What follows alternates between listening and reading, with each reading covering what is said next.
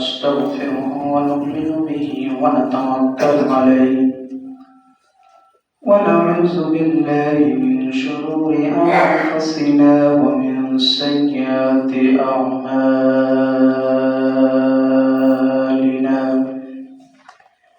فلا مضل له ومن يضلله فلا هادي له وأشهد أن لا إله إلا الله وحده لا شريك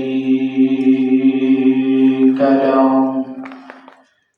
وأشهد أن سيدنا وسندنا وحبيبنا وطبيبنا وطبيب روحنا ومولانا محمدا عبده ورسوله الذي أرسله بالحق بشيرا ونذيرا وداعيا إلى الله بإذنه سراجا وقمرا منيرا قال الله تعالى في شان حبيبه إن الله وملائكته يصلون على النبي يا أيها الذين آمنوا صلوا عليه وسلموا تسليما اللهم صل على سيدنا مولانا محمد وعلى آل سيدنا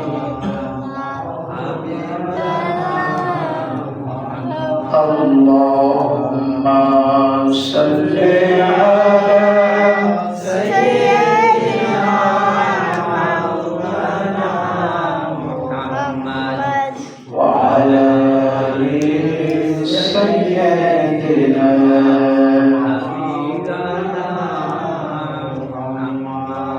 জোরে জোরে পদ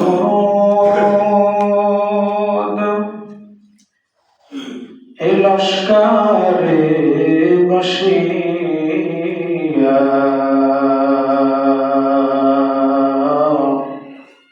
আমাদের দুরূদ শুনে নবী রওজা পাকে শুইয়া আল্লাহুম্মা সাল্লি আলা সাইয়্যিদিনা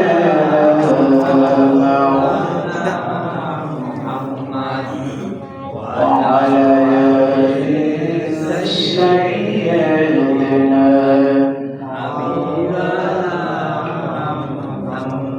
اللهم صل على سيدنا محمد وعلى آل سيدنا محمد الحمد لله আল্লাহ তাআলার কাছে কোটি কোটি শুকরিয়া আদায় করি যে মহান মালিক আমাদেরকে সুস্থতা রেখে পবিত্র রজব মাসের শেষ জুমায় এই দুনিয়া থেকে ফারিগ করে আল্লাহ তাআলার গোলামি করার জন্য, দাসত্ব করার জন্য, ইবাদত করার জন্য দ্রুত মসজিদে এসে কোরআনের কথা বলা আর শোনার মতো তৌফিক যে মহান মালিক আমাদেরকে দান করলেন, সেই মহান মালিকের দরবারে শুকরিয়া আদায় করি, জবান করে বলি আলহামদুলিল্লাহ। আল্লাহ তাআলার রহমত, আর একটা মাস পরেই আমাদের কাছে সেই বরকতপূর্ণ রমজান আমাদের কাছে আসবে। রমজানের কত ফজিলত, এটা বলে বর্ণনা করে কোনোদিন শেষ করা সম্ভব না। এজন্য আমরা রমজানের প্রস্তুতি নিতে থাকি। বিশ্বনবী বললেন, বছরে 12টা মাস তোমরা পেয়ে থাকো, 11টা মাস একটু কষ্ট করো, বাকি যে একটা মাস পবিত্র মাহে রমজানে রোজা রেখে শরীরের পারে বেশি প্রেসার দিও না। একটা মাস যেহেতু রোজা একের পর এক থাকতে হয়, এই বরকতপূর্ণ মাসে শরীরের উপরে প্রেসার কম দিবা। সকালে এক বেলা যারা কাজ করেন, এক বেলা কাজ করেন, আর এক বেলা একটু ঘুমাইবে। রোজাদাররা ঘুমাই থাকবে, এরপরে তার জন্য ইবাদত। রোজাদার হাঁটবে, তার জন্য ইবাদত। রোজাদার ব্যবসা করবে, এটাও তার জন্য ইবাদত। রোজাদার কোরআন তেলাওয়াত করবে, এটা তার জন্য ইবাদত। এই জন্য রোজা রাখার ভিতরে অনেক বরকত, অনেক বরকত। আল্লাহ তাআলা এই সামনে যে রমজানে 29 অথবা 30 যাই হোক, ওই রোজাগুলো আমাদেরকে সুস্থ শরীরে সুন্দরভাবে থাকতে পারি, আল্লাহ আমাদেরকে তাওফীক দান করেন। সকলে বলেন আমিন। বছরের শুরু জানুয়ারি মাসে আমরা 5টা শুক্রবার পেয়ে গেলাম, 5টা হজ পেয়ে গেলাম এক মাসের ভিতরে। এটা আল্লাহ তাআলার নিয়ামত। একটা হজ করার জন্য আপনার 7-8 লাখ টাকা খরচ করে যাইতে হচ্ছে মক্কা মুনাওয়ারায়, আর আপনি একটা মাসের ভিতরে সেই হজ আপনার কবুল হবে কিনা এর কোনো গ্যারান্টি নাই। কিন্তু বিশ্বনবী গ্যারান্টি দিয়েছে, জুম্মার দিনের হজের গ্যারান্টি দিয়েছে, কবুল হবেই হবে ইনশাআল্লাহ। এই জন্য আমাদেরকে শুক্রবারে একটু গুরুত্ব দিতে হবে। আমাদের ভিতরে শুক্রবারের গুরুত্ব কমে যাওয়ার কারণে আল্লাহ তাআলা আমাদের উপরে নারাজ হয়ে যাইতেছে। এই জন্য আমাদেরকে গুরুত্ব দিতে হবে জুমার দিনের। যত সম্ভব 12টার ভিতরে কাজ সেরে, গোসল সেরে, দ্রুত সুন্দর পরিবেশে একটা পোশাক, চেষ্টা করবো পাঞ্জাবি করে আসার জন্য, মাথায় একটা টুপি দিয়ে মসজিদে আসার জন্য। যেহেতু হজের দিন চেষ্টা করবো, যদি সম্ভব না হয় যে পোশাকই থাকে সেটা পরে আসবো, কিন্তু পরিষ্কার পরিচ্ছন্ন পোশাক, যেহেতু হজের সাথে তুলনা দিয়েছে জুমার নামাজকে। এই জন্য আমরা চেষ্টা করবো পাঞ্জাবি। আর যদি সম্ভব না হয়, পাঞ্জাবি অনেকেই ব্যবহার করে না, লজ্জা লাগে, সমস্যা না। কিন্তু মুসলমান হিসাবে পাঞ্জাবি সুন্নত পোশাক পরাটা আমি মনে করি অনেক জরুরি। কারণ সুন্নতের আমল করার কারণে ওই যে ফেরাউনের গোষ্ঠীর ভিতর থেকে আল্লাহ একটা বাঁচাই দিয়েছিল।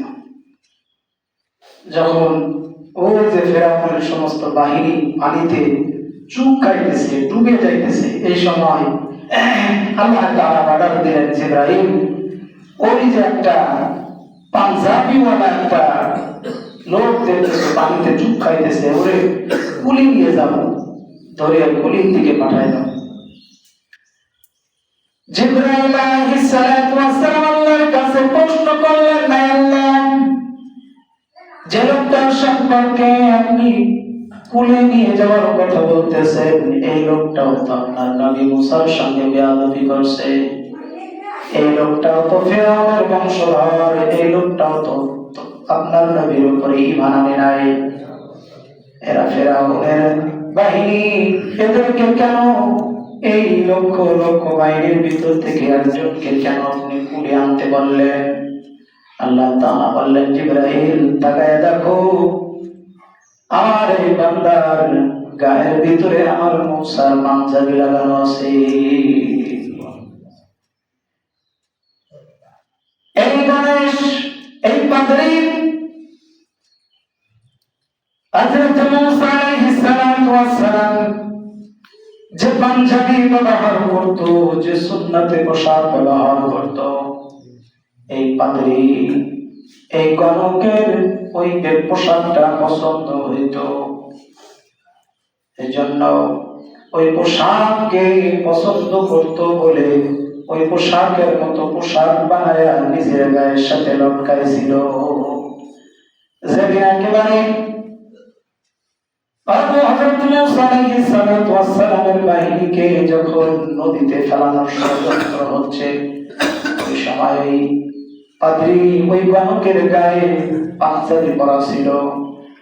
আল্লাহ তাআলা ওই পাঞ্জাবির ওই সুন্নতে পোশাকের ওই মহব্বত, ওই ভালোবাসাটা তার ভিতরে থাকার কারণে আল্লাহ ওই কঠিন বিপদ থেকে নাস্তিককে আল্লাহ বাঁচাইয়া দিছে। এজন্য আমরা চেষ্টা করবো পাঞ্জাবি একটু মাঝে সাথে গায়ে দেওয়ার জন্য। সবসময় দরকার নেই, মাঝে সাথে সপ্তাহে একটা বার হলেও একটু পাঞ্জাবি পরে আসার চেষ্টা করবো। আল্লাহ কবুল করে বলেন আমিন। আজকের আলোচনার বিষয় হলো জ্ঞানী মানুষ। আল্লাহ জ্ঞানী মানুষদের বর্ণনা দিচ্ছেন। জ্ঞানী কারা? বুদ্ধিমান লোক কারা?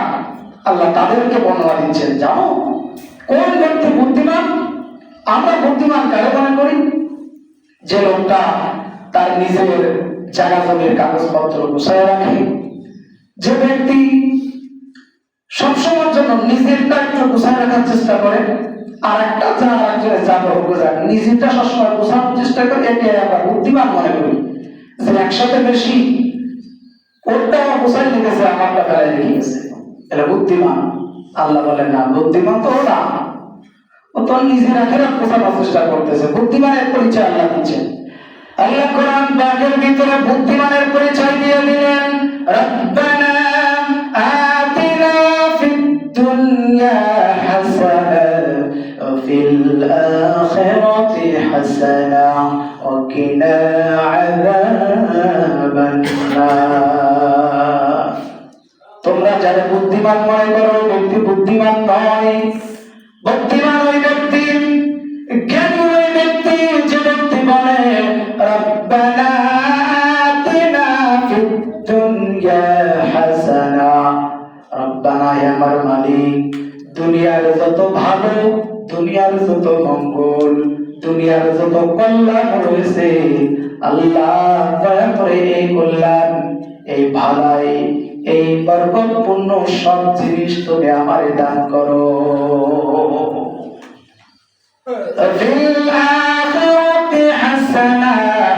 আর আখিরাতের যত মঙ্গল রয়েছে, আখিরাতের যত কল্যাণ রয়েছে, আখিরাতের যত ভালাই রয়েছে, এই আখিরাতের ভালো, আখিরাতের মঙ্গল, আখিরাতের কল্যাণ তুমি আমারে দান করো।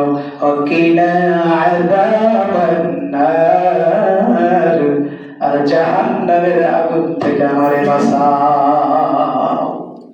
এই হলো বুদ্ধিমান।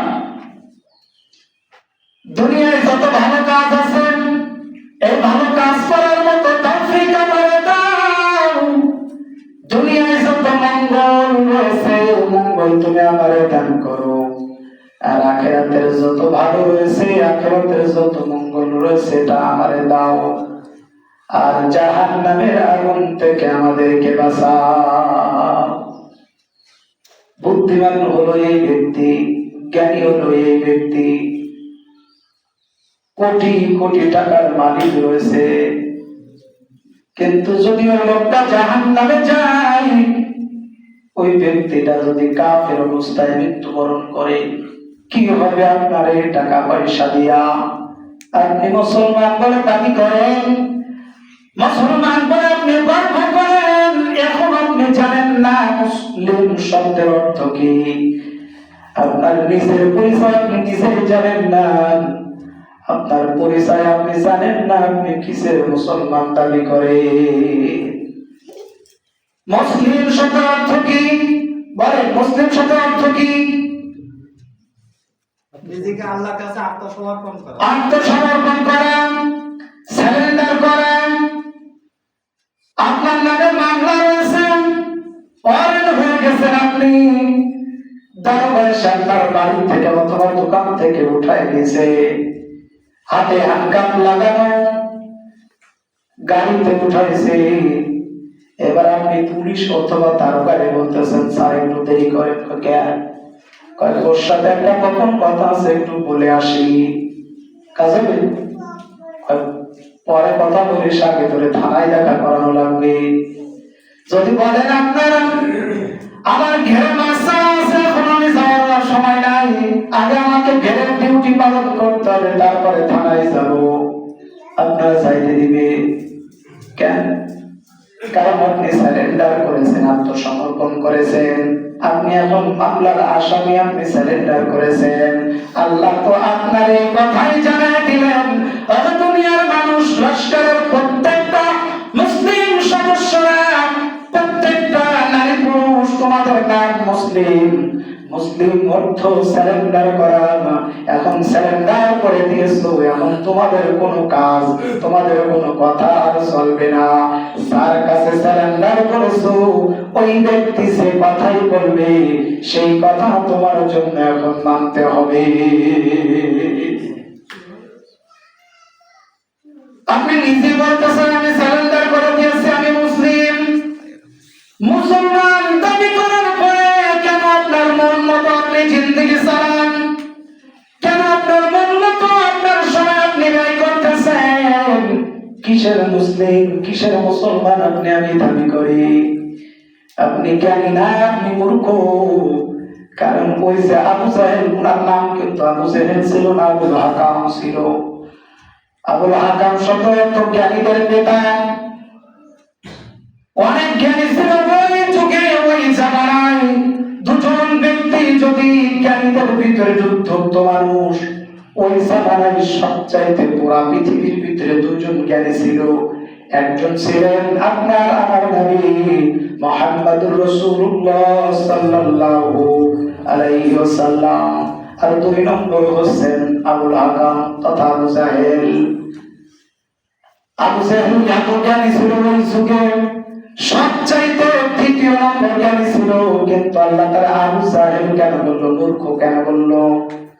ওই মূর্খ নিজের মন মতো চলতো, আল্লাহর কাছে সারেন্ডার করে নাই, আল্লাহর কোরআন দিয়ে তার জীবন চালায় নাই, আল্লাহর কোরআন দিয়ে রাষ্ট্র চালায় নাই, আল্লাহর কোরআন দিয়ে ফ্যামিলি চালায় নাই, আল্লাহর কোরআন দিয়ে তার জীবন পরিচালনা না করার কারণে আল্লাহ তার আবু জাহেল বলে দিল, তুই হলো মূর্খ, মূর্খদের পিতা, মূর্খ তুই, মূর্খর বাচ্চা, মূর্খ। আপনি আমি যখন বলবো না আমি এবার মুসলিম, আমি সারেন্ডার করে দিলাম, আপনার আমার কোনো কথা, আপনার আমার কোনো কাজ আর চলবে না। আমি যার কাছে সারেন্ডার করেছি, তিনি যে কথা বলবে, তিনি যে আইন আমাকে ফলো করতে বলবে, যে অর্ডার করবে, যে কাজ আমাকে করার নির্দেশ দেবে, ওই কাজ আমাকে করতে হবে।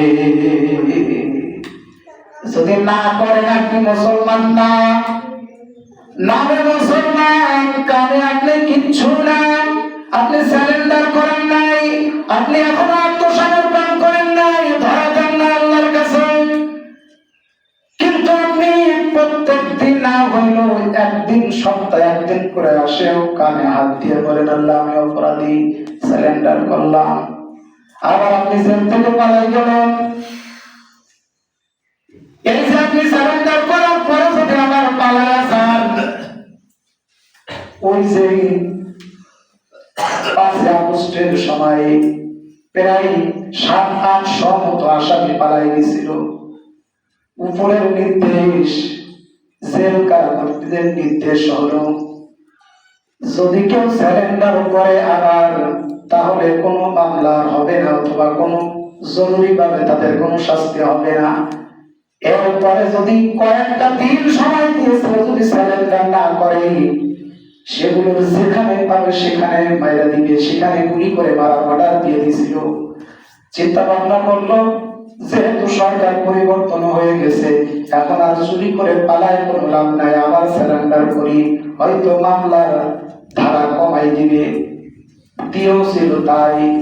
এজন্য আপনি আমি সপ্তাহে একবার হইলাম আয়সা কানে হাত দিয়ে বলতেছে, আল্লাহ আমি সারেন্ডার করলাম, আমি অপরাধী, নাকে ঘর দিয়া সিজদায় ডুবে গেলাম। আল্লাহ আমি খুঁজে বলতেছি, আল্লাহ আমি অপরাধী, সিজদায় ছাড়া আমি আসামির মতো আল্লাহরে বলে দিলাম। আল্লাহ নাকে ঘর দিয়া বলতেছি, নাকে ঘর দিতেছি আর বলতেছি, আল্লাহ আমি আসামি, আল্লাহ আমি অপরাধী, আমারে তুমি মাফ করে দাও। শুধু জুমার নামাজ পড়া শেষ, আসামি পালাই যায় আবার পরের শুক্রবারে। সিলিন্ডার শুধু শেষ, আবার অন্যায় একের পর এক অন্যায়। এগুলো কইরেন না রে ভাই, কদিন থাকবেন দুনিয়ায়। হঠাৎ মোবাইলে চলে আসলো, হুজুর আমার বাবা দেশে নাই। এই বাবা সারা জীবন কোরআন হাদিসের বিরুদ্ধে চলেছিল, মসজিদের বিরুদ্ধে চলেছিল, আলেমদের বিরুদ্ধে চলেছিল, মসজিদ মাদ্রাসার বিরুদ্ধে বলে চলেছিল। কি বললেন? কবরের ভিতরে আপনার এই রেখে চলে আসবো, কেউ আপনার পাশে যাবে না, কিচ্ছু নাই, আমার কোন ইবাদত বন্দেগি নাই, সহি করে এখনো কোরআন তেলাওয়াত করতে পারেন না। কি আপনি জ্ঞানী বলে কিসে দাবি করেন? আপনি মুসলমান শুধু নামে মুসলিম, কোনো কাজে নাই। মুসলমান যদি দাবি করতে চান, আমার মুসল্লি ভাইরা আর অন্যায়ের সাথে থাকলে হবে না, ফিরে আসতে হবে কোরআনের কাছে। কমসে কম 5টা ওয়াক্ত মসজিদে নামাজ পড়ার চেষ্টা করতে হবে। জামাত যদিও ছুটে যায়, একাকি পড়ে নিতে হবে। তাহলে আপনি মুসলমান দাবি করবেন না। শুধু শুক্রবারে আইসা মুসলমান দাবি করে আল্লাহর দরবারে শুধু আল্লাহর এইভাবে ধোঁকা দিয়েন না, আল্লাহর ধোঁকা দিয়েন না। এরা আল্লাহর ধোঁকা দেয় আর আল্লাহর বলে, আল্লাহ তোমার ধোঁকা দিলাম, কি করবা এটা তোমার ব্যাপার, তোমার জান তাই করো। এক ব্যক্তি বন্দুক নিয়ে গেছে ঘেরের ভিতরে, যা যেটা বক মানুষ যে কায়দায় হোক। এখন বক একটা বসে আছে, টার্গেট করে যখন গুলি করবে, সেই সময় বলতেছে, আল্লাহ যদি এই বক যদি আমি গুলি দিয়ে ফেলাইতে পারি, তাহলে বাড়ি যে খাসি চলাইতে মানুষের খাওয়াবো। মাদ্রাসার লোকজন এনে, ছাত্রদের এনে, মসজিদের মুসল্লি এনে খাসি জবাই করে খাওয়াবো। একটা বকের দাম তো একটা খাসির দাম কি, ও নিয়ার করছে। এখন ফায়ার করছে, ডানায় যে লাগছে ওইখানে পড়ে গেছে, যাকে ধরছে, ধরার পরে ওর সাথে যে ছিল সে বলতেছে, দোস্ত বাড়ি যে খাসি দিবি তো নাকি? দাস খাসি দিতেছে, ও তো আল্লাহরে ঢোকা দিলাম, ও তো ওইটা আমাদের তো আল্লাহ ঢোকাবে না, তাই ওই কথা। আল্লাহ আমাদের আমাদের ধোকা দিয়ে দাঁড়া। বক তো এখন মরে নাই, বকের টানায় লাগছে গুলি, এখন বক তো মরে নাই। বলে আল্লাহ একটা খাসির দাম কে, একটা বগার দাম কি, তোমার দিলাম ধোকা, চাইছিলাম একটা বগা, করলাম তোমার ধোকা দিয়ে একটা বক ধরার চেষ্টা করলাম, তুমি দিয়েছো আমার বগা। বক আল্লাহর ইশারায় হাতে দিছে ঠোক, ঠোক দেওয়ার সাথে সাথে হাতের থেকে পাখনা ছাড়ে দিছে, বক আবার ওরা শুরু দিছে। আল্লাহ বললেন, তুই চাইছিলি বাবা, আমি তোরা দিলাম, তুই আমার দেহ দিলি ধোকা, আমি আল্লাহ আমার করে ধোকা দিয়া ছাইড়া দিলাম বাবা। আমরা এরকম আল্লাহরে ধোকা দেই, আল্লাহ আমরাও তোমার ধোকা দেই। দেখি মাঝে সাঝে আল্লাহর কাছে একটু চাই, আল্লাহ আর নামাজ নষ্ট করবো না। ওই যে কিছুদিন আগে ব্যক্তি 5 ওয়াক্ত মসজিদে নামাজ পড়তে আসে, বললাম ভাই আগে তো নামাজ পড়তেন না, এখন নামাজ ধরেছেন, যাক আল্লাহ আপনার হেদায়েত দিয়েছে। হুজুর ডাক্তার বলছে কিডনি নষ্ট, তাই নামাজ ধরছি, মরণ পেলে একটু নামাজ পড়ে যায়। আমি বললাম এই নামাজ যদি মরণ কালে না পড়ি, আগের থেকেই পড়তেন, তাহলে আল্লাহ হয়তো বা খুশি হইয়া আপনার এই রোগের ভিতরে ফেলাইতো না। আল্লাহ বলে, বান্দা, যখন কোন বান্দা আমারে ভালোবাসে, আমারে মহব্বত করে, আমি আল্লাহ তারে পরীক্ষা দেই, আমি আল্লাহ তারে পরীক্ষা করি, রোগ দিয়া, শোক দিয়া, বিপদ দিয়া, মুসিবত দিয়া, সন্তান কেড়ে নিয়া, সম্পদ কেড়ে নিয়া, করোনা দাও, ঝড়, এগুলো দিয়ে আমি বান্দার পরীক্ষা করি, দেখি আমার বান্দা আমার বিপদে টিকে থাকতে পারে কিনা। আমি পরীক্ষা করি এগুলো দিয়া। বান্দা অসুস্থ হইয়া ডাকছো, ঠিক আছে, আমি আল্লাহ তোরে মাফ করে দিলাম, আমি আল্লাহ তোর ভালো করে দিলাম। যেদিন লোকটা ভালো হয়ে গেল, 1 মাস পরে ডাক্তার আবার পরীক্ষা করে বলতেছে কিডনি জায়গায় এসে গেছে, পয়েন্ট, এবার স্বাভাবিক। 2 দিন পরে লোকটা আর মসজিদে আসে না। আমি একদিন দেখা হলো, আমি বললাম, চাচা মসজিদে আসেন না? কাজের চাপ একটু, এই কারণে আসার সময় পাই না। আমি কই যে 1 মাস ধরে আমার পড়ছিলাম, ডাক্তার রেস্টে দিয়েছিল, তাই খামাখা না করে কি করি। তাই আল্লাহকে সন্তুষ্ট করার জন্য নামাজ পড়লাম। আল্লাহর আপনি ধোকা দিয়েন না, আল্লাহর আর ধোকা দিয়ে লাভ নাই। আল্লাহ আপনার এই বিপদ দিয়ে পরীক্ষা করছিল, বান্দা এবার ফিরে আসছে, যখন আর এই আমার পথ থেকে সরিস না, আর অন্যায় কাজ করিস না। যে লোকটা সুস্থ হয়ে গেছে, আবার কাজের ধোঁকা দিয়া, কাজের দোহাই দিয়া আবার মসজিদ ত্যাগ করে দিয়েছে, এইভাবে আল্লাহর ধোঁকা দিয়া কোনো লাভ নাই। আল্লাহ এইভাবে ধোঁকা দিয়েন না। আমার আলোচনার বিষয় ছিল বুদ্ধিমান কারা, জ্ঞানী কারা। আল্লাহ তাআলা তাদের বর্ণনা দিচ্ছেন, ইন্না ফি খালকিস সামাওয়াতি ওয়াল আরদ আখতিলাফিল লাইলি ওয়ান নাহার।